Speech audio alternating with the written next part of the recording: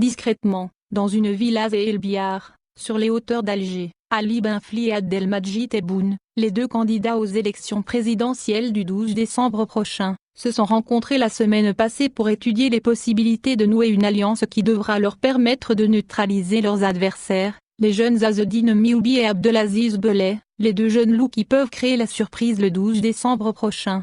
Contrairement à ce que croit la majorité des Algériens, ni Tebboune ni Benfli ne sont assurés de jouir du soutien stratégique de l'institution militaire dans cette joute électorale. Bien au contraire, de nombreuses sources bien introduites au sein du sérail algérien laissent entendre ces jours-ci que les vieux apparatchiks Tebboune et Benfli risquent d'être réduits au rôle de lapin dans une élection présidentielle qui pourrait être remportée par un candidat âgé de moins de 60 ans comme Mioubi ou Belay Abdelaziz. L'entourage de ces deux derniers candidats travaille très activement depuis plusieurs jours pour rencontrer des hauts responsables militaires et des interlocuteurs proches du ministère de la Défense nationale.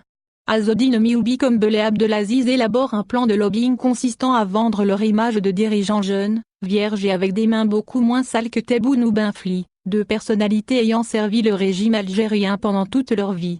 Deux personnalités dont les noms sont évoqués et cités dans plusieurs dossiers politiques sulfureux.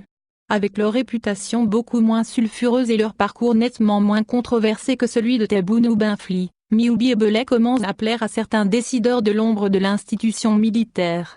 Conscients du danger, Tebboune et Benfli ont décidé de se concerter pour établir une alliance implicite consistant à ne pas se faire la guerre pendant la campagne électorale pour concentrer leurs efforts sur le déboulonnage de Mioubi et Belay. Une stratégie qui leur permettra, peut-être, de gagner les faveurs du haut commandement de l'ANPA tiré en ce moment par des profils plus jeunes et propres.